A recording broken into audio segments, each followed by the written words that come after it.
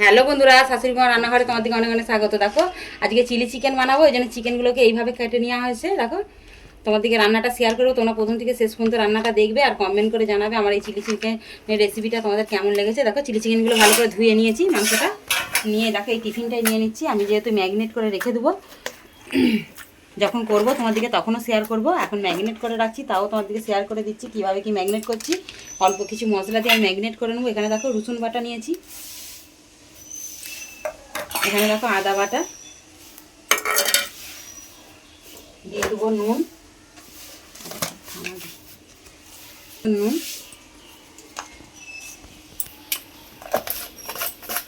দিয়ে দেবো লঙ্কার গুঁড়ো,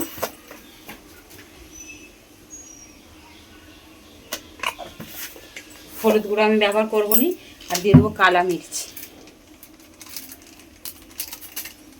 আর দেবো সর্ষের তেল। সাদা তেলও দিতে পারো, সর্ষের তেলও দিতে পারো, কোনো ব্যাপার না। আর দিয়ে দেবো ভিনিগার। এইটা দিয়েই আমার এখন ম্যারিনেট করা থাকবে অনেকক্ষণ। যখন করব তোমার দিকে আবারও শেয়ার করব। এখন আমি ম্যারিনেট করে ফ্রিজে ঢুকিয়ে দেবো।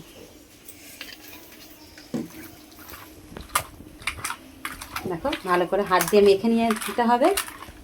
মেখে এইভাবে রেখে দিলে মাংসটা খুব নরম হবে, সফট হবে। আর যখন তোমার দিকে রান্নাটা করবো তখনও শেয়ার করে দেবো। এইভাবে টিফিনটা এঁটে আমি ফ্রিজে এখন রেখে দেবো অনেকক্ষণ।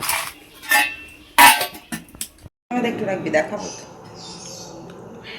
দেখো বন্ধুরা, মাংসটা আমি ম্যারিনেট করে রেখে দিয়েছিলাম, অনেকক্ষণ ম্যারিনেট করে ফ্রিজে ঢুকিয়ে রেখেছিলাম। এবার আমি এটা একটা ডিম দিয়ে দেবো,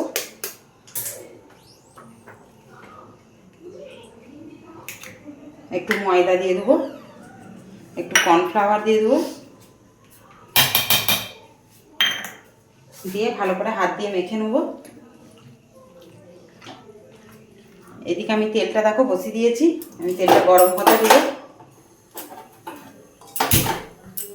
দিয়ে আমি এগুলো ভাজবো, তোমার দিকে শেয়ার করবো, তোমরা দেখতে থাকো।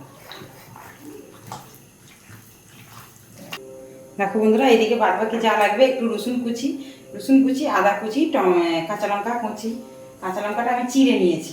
আর এখানে দেখো, এখানে নিয়ে নিয়েছি ক্যাপসিকাম কুচি, পেঁয়াজকে এভাবে করে নিয়েছি, এখানে একটু অল্প টমেটো নিয়েছি।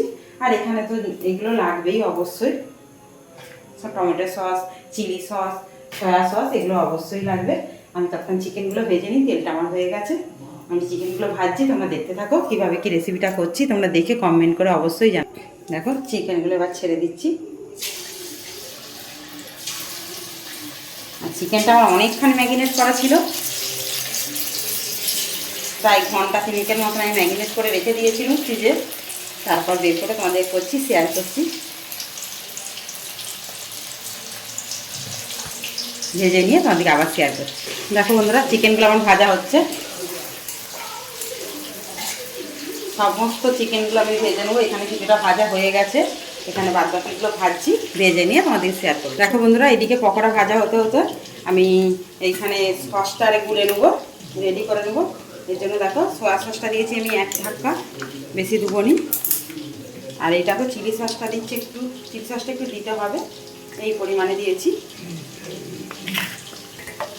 তোমরা যতটা পরিমাণ মতন মাংস দেখবে সেই অনুযায়ী নিবে। আর টমেটো সস আগের বাড়িতে একটা ছোট্ট ছিল, ওইটাও নিয়ে নিচ্ছি। যতক্ষণ আমার মাংসটা হচ্ছে আমি এগুলো গুলে রেডি করে রাখবো। আর এই বড়টা থেকেও নিচ্ছি,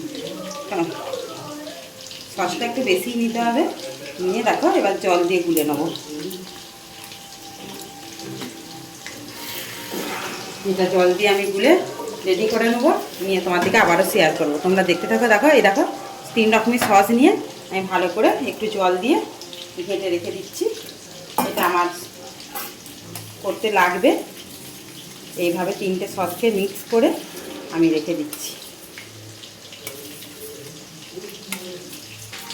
দেখো বন্ধুরা, এবার আমি ওই তেলেতেই বারবার জিনিসগুলো দিয়ে দেবো কটা শুকনো লঙ্কা, দিয়ে দেবো রসুন কুচি, রসুনটা ভাজা হয়ে গেলে গন্ধটা কেটে যায়, দিয়ে দেবো আদা কুচি, দিয়ে হালকা ভাজা হয়ে গেলে ওতে আমি দিয়ে দেবো ক্যাপসিকাম,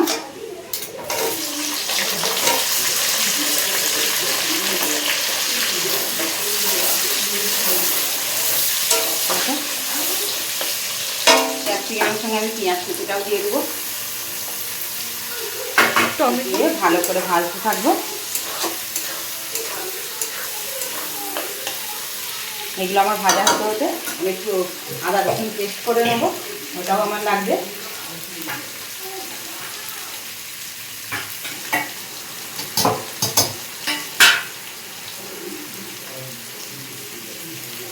দেখো সবজিগুলো আমার হালকা ফ্রাই হয়ে গেছে, এবার আমি মধ্যে দিয়ে দেবো আদা রসুনের পেস্টটা, দিয়ে ওর সঙ্গে ভালো করে নেড়ে চেড়ে নেবো। দেখো বন্ধুরা এটা ভাজাই হয়ে গেছে আমার। এবার আমি যে সসটা গুলে রেখেছি 3 রকম সসটা, chilli sauce, soya sauce, tomato sauce, ওইটা দিয়ে দেবো। দিয়ে দেবো একটু গোলমরিচের গুঁড়ো, কারণ একটু ঝাল ঝাল স্পাইসি খেতে ভালো লাগবে। দিয়ে অল্প একটু জল দেবো, যেহেতু চিকেনটা আমার হয়ে হবে।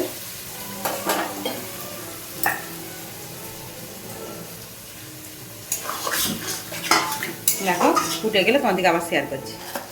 দেখো এবার অল্প করে একটু নুন দিয়ে দেবো, যেহেতু আমার নুন দিয়ে পকোড়াগুলো ভাজা আছে, যেন পরিমাণে অল্প করে একটু নুন দেবো।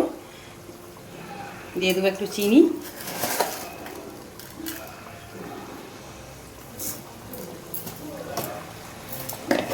দিয়ে ফুটে গেলে তোমাদেরকে আবার শেয়ার করছি। দেখো এবার আমি চিকেনটা দিয়ে দেবো, ফ্রাই করে রাখা চিকেন পকোড়াগুলো দিয়ে দেবো, দিয়ে একটু নাড়াচাড়া করে নেবো।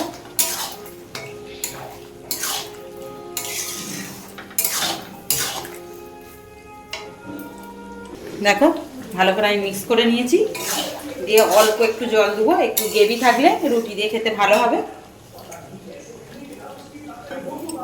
অল্প একটু জল দিয়ে দেবো,